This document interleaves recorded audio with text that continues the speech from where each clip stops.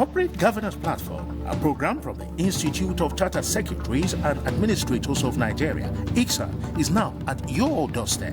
By the way, what is corporate governance and what are its key pillars? Will there be any conflict of interest if a person combines the roles of a chairman and a chief executive officer in a corporate organization?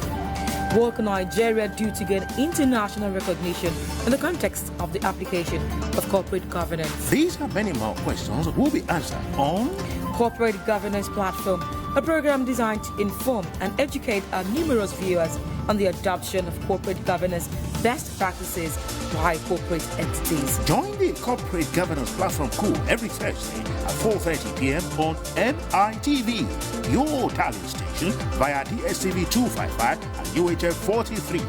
Corporate Governance Platform, your strategy for the adoption of corporate governance best practices by corporate entities. Institute of Chartered Secretaries and Administrators of Nigeria, Icsan, the hub of governance professionals. Corporate Governance Platform, a program from the Institute of Chartered Secretaries and Administrators of Nigeria, Icsan, is now at your doorstep. By the way, what is corporate governance and what are its key pillars? Will there be any conflict of interest if a person combines the roles of a chairman and a chief executive officer in a corporate organization?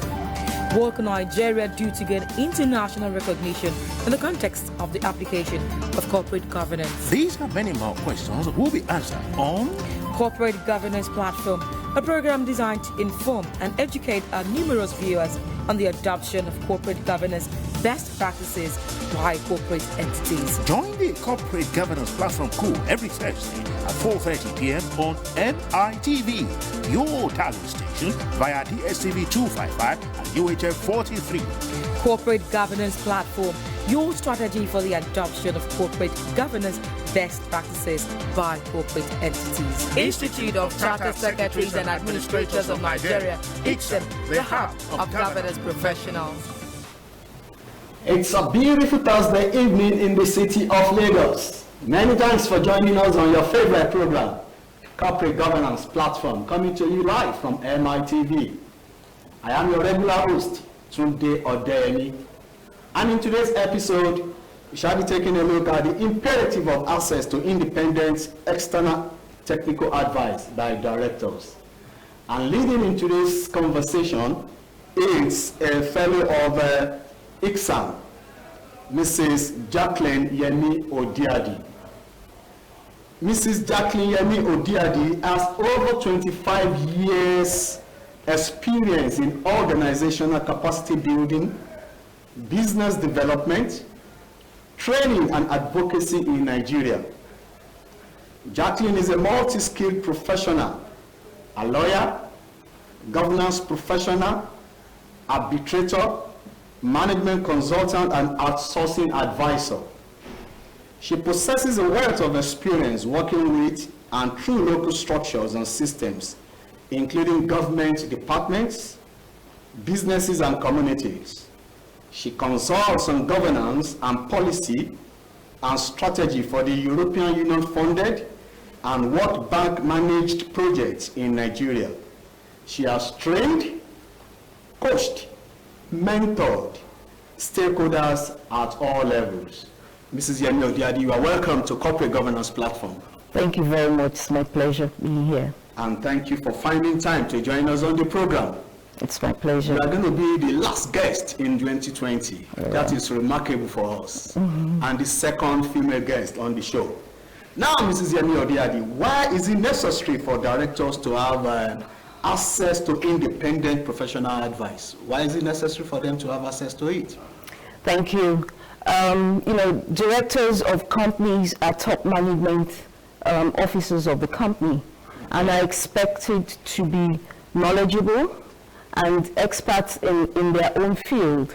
However, when it comes to technical matters, it is good corporate governance practice for them to have independent advice. This advice is not saying that the directors lack knowledge, okay, or necessarily the company has a knowledge gap, but rather to emphasize or to reinforce what they actually know.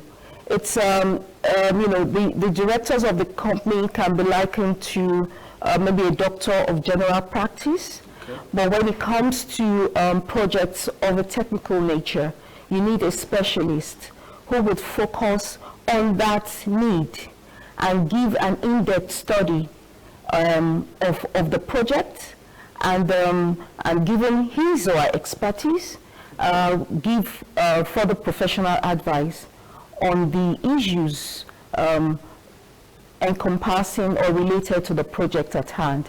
So it is quite imperative for matters of a technical nature to have an independent advice. Okay, talking about independence, what does the word independence connote in this context of independence professional advice, as we have actually said in the first response to the question?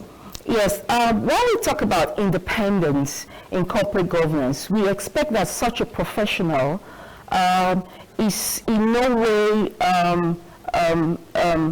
attached to the company or linked to the company financially. Is not an employee. Okay. His shareholding is about 0.01%. Okay. If he has any shareholding at all, minimal shareholding, and is not related to the directors or representing the majority shareholder, is a professional, and his focus at that point is the need at hand, the need of the company, and what he should focus on is given the best professional advice, the best professional service to the company.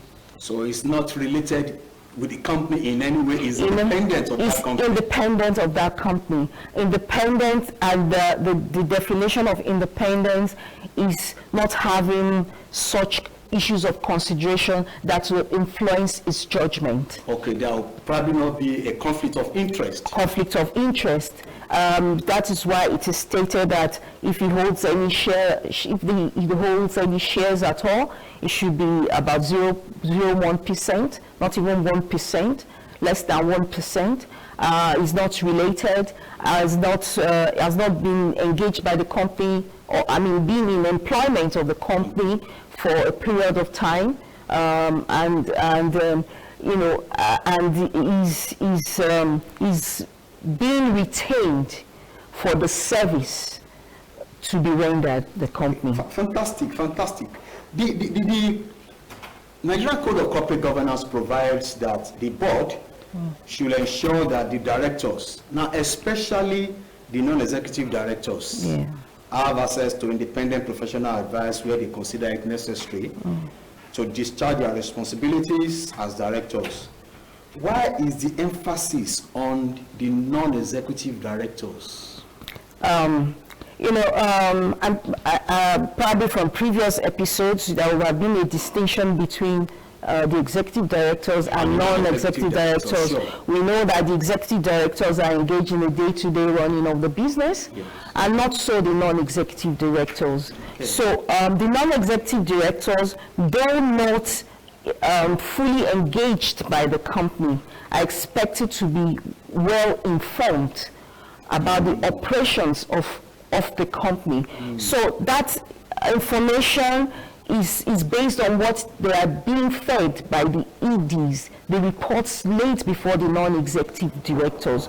So they may want something independent of the reports being presented by the company. This is what we know. These are the questions that we've asked the EDs, the management, and these are the responses we've gotten so far. But as a non-executive director, you are not engaged in the everyday operations of the company. So it is imperative for them to have an independent source of advice that would affirm or further affirm the reports being given by those operating and managing the business of the company on a day-to-day basis. Well spoken. Now, still talking about the code further recommends that the board should ensure that such independent professional advice is obtained as set out in the company's governance policies are the company's expenses, why is it desirable that the cost of obtaining such advice should be at the company's expense, knowing fully well that the non-executive directors has been appointed into the board? Why is it that the cost is at the expense of the company at the same time?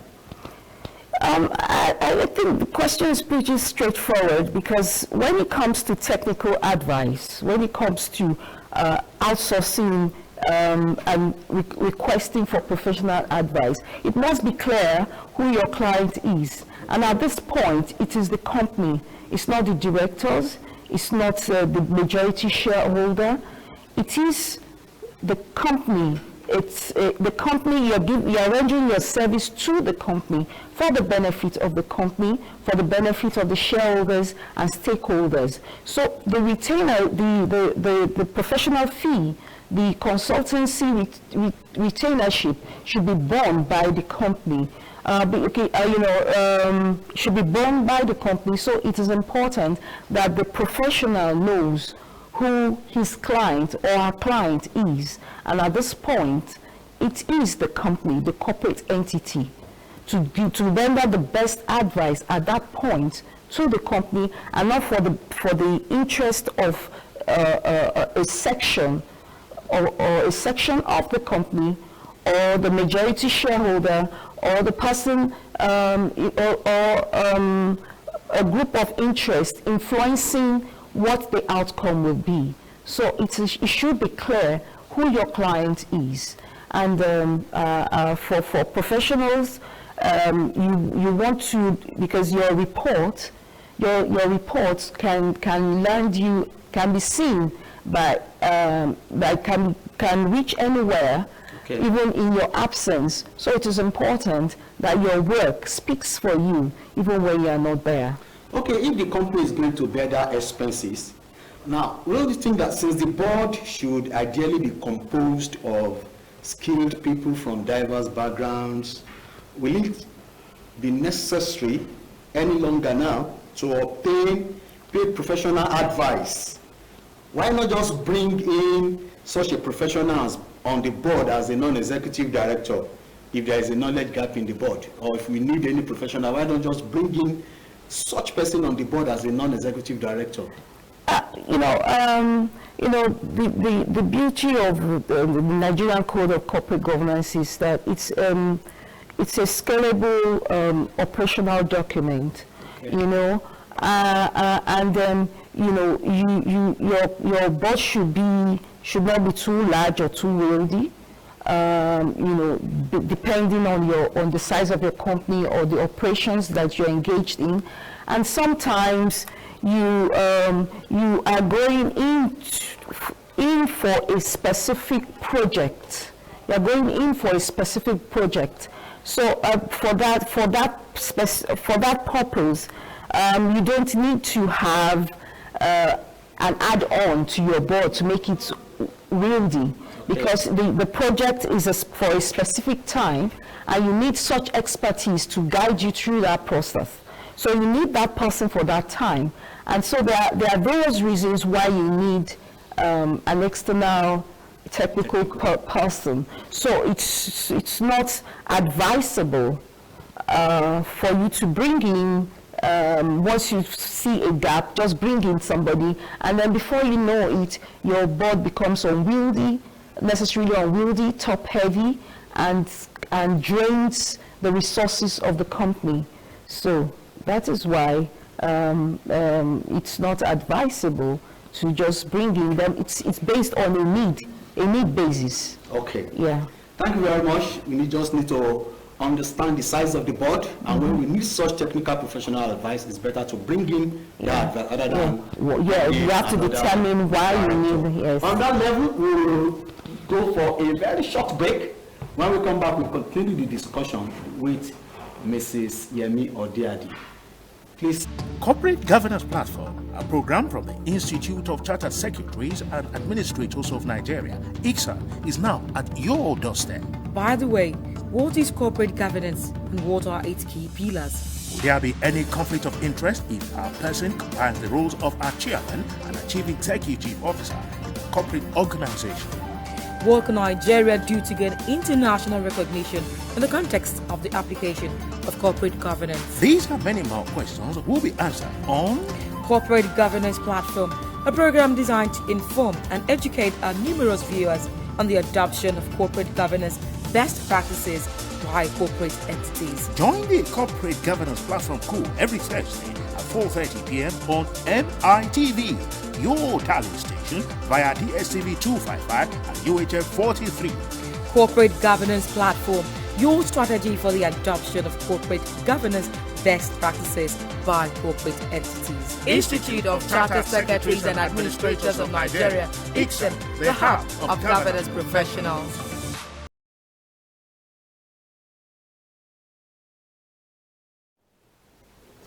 You are welcome back. It's still Corporate Governance Platform, and I still have here with me in the studio Mrs. Jacqueline Yemi Odiadi discussing independent external technical advice to directors. Mrs. Yemi Odiadi, we want to talk about small organizations. Now, small companies or struggling companies, do they also require to provide this kind of advice for their directors? Well, it's important. I think for a society like ours, a developing country, and if you look at the more advanced or more developed countries, the economy runs or is developed by SMEs, small and medium scale. So it is important when we talk about sustainability to inculcate such principles of corporate governance, which actually is designed to help you with your business growth, to help you achieve your aims and objectives, the vision in which the company runs. So it is important for small companies to have such external or technical advice. These services you can usually outsource. It can be outsourced. You can retain the services of an external technical person for such as the need arises. So the scalable nature of the Nigerian Code of Corporate Governance provisions is such that it addresses the need of the small, the medium, and the large. So fantastic. Now, still talking about the Code of Corporate Governance, the code provides that this right to independent advice by the director should be set out in the company's governance policy. Why is this desirable? Oh, just like we've said, the newest operating manual for a company that is growth focused is a governance policy document. You have the risk management, you have all such operational manuals. So you must, a must-have is your governance policy handbook, which states out your structure, your mode of operations, and the terms of reference by which all your committees and will run. So it is important to have such. It's good. It is good corporate governance practice to have such a document, and it helps with sustainable growth. It helps meet your target. It helps investor confidence. It helps the stakeholders and the shareholders in addressing issues of concerns for the management and operations of the company. Nice one. Mrs.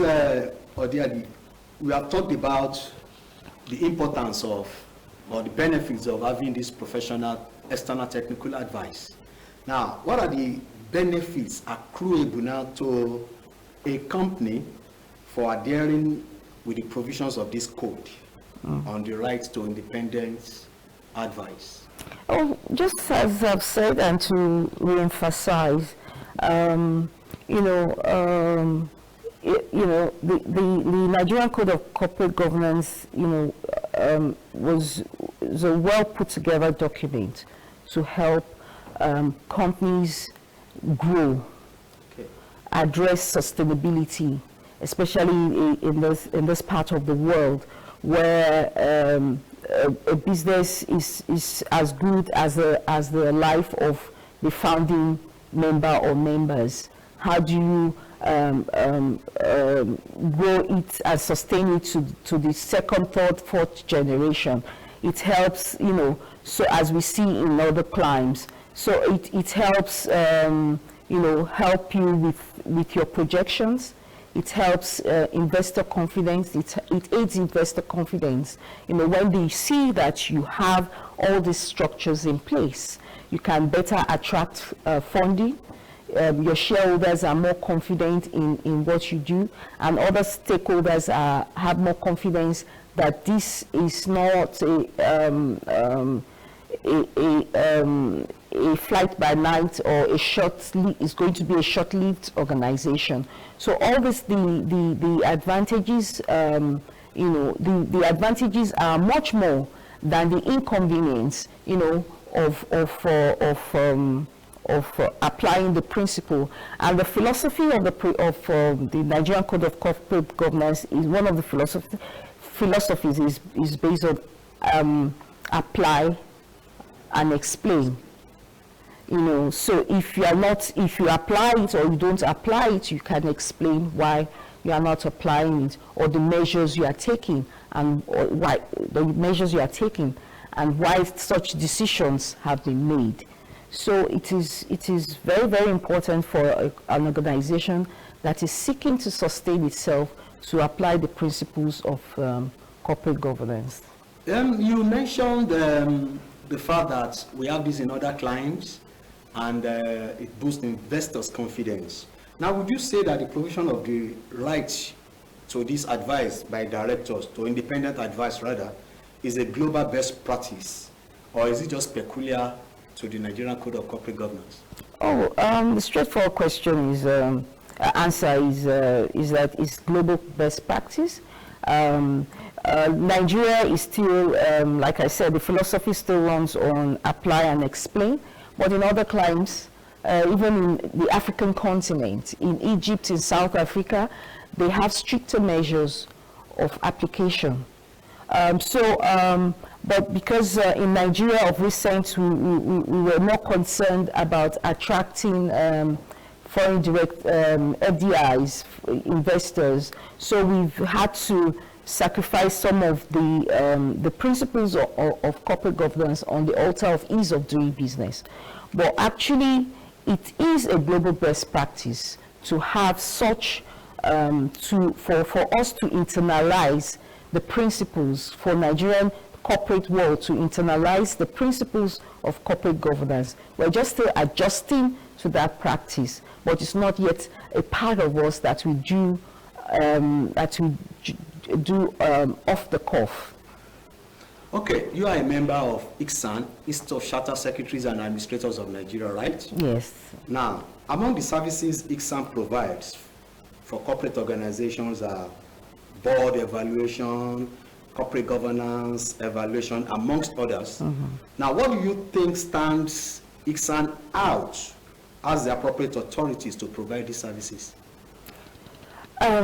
The beauty or the commitment of the members of the Institute of Chartered Secretaries and Administrators of Nigeria is a high level of commitment to continuous self-improvement, self-development, where we are trained.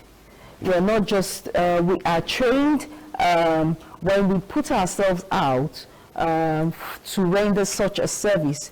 Be assured that we have trained ourselves.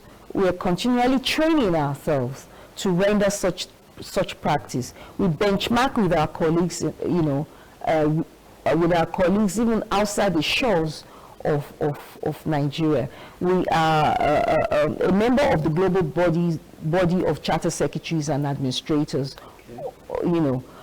So it is you will not go wrong by relying or by approaching the institute to assist and to render such services.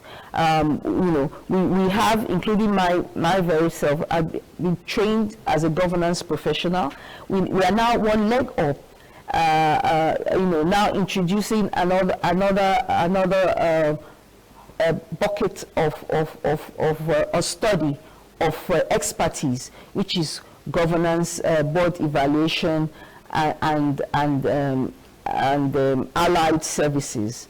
So that the training is ongoing, and the Institute is ensuring that its key members, and in fact not just key members, all members may avail themselves of this training, so that any governance professional that you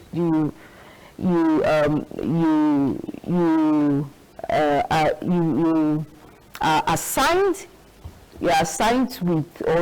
to by the Institute will give you the best service that the Institute as a whole would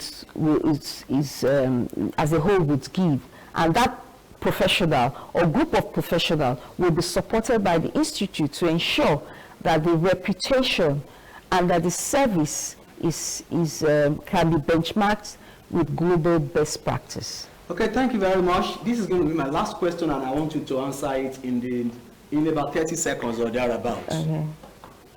Perhaps there is a company that has heard you say all of these things that you have said, and is interested in seeking professional technical advice. Yes. What would you advise such company or such board of directors of the company? The Institute, approach the Institute of Chartered Secretaries and Administrators of Nigeria, and you will be directed as to the appropriate steps to take to address your needs at the time. Thank you very much, Mrs. Jacqueline Yemi Odiadi. This is where we wrap it up on today's episode of Corporate Governance Platform. I want to thank you for finding time to come on this program. It's been my pleasure. Thank you very much. Thank you. We continue with the program next year. Today is the eve of year 2021. It's been fantastic coming on this show, Corporate Governance Platform, and educating and enlightening you on corporate governance issues. Please join us on the program, same station, next week, same time. Have a fabulous 2021. I am Tunde Odeyemi. Bye for now. Corporate Governance Platform, a program from the Institute of Chartered Secretaries and Administrators of Nigeria, Icsan, is now at your doorstep. By the way, what is corporate governance and what are its key pillars? Would there be any conflict of interest if a person combines the roles of a chairman and a chief executive officer in a corporate organization? What can Nigeria do to gain international recognition in the context of the application of corporate governance? These and many more questions will be answered on Corporate Governance Platform, a program designed to inform and educate our numerous viewers on the adoption of corporate governance best practices by corporate entities. Join the Corporate Governance Platform crew every Thursday at 4:30 p.m. on MITV, your talent station via DSTV 255 and UHF 43. Corporate Governance Platform, your strategy for the adoption of corporate governance best practices by corporate entities. Institute of Chartered Secretaries and Administrators of Nigeria, Icsan, the hub of governance professionals.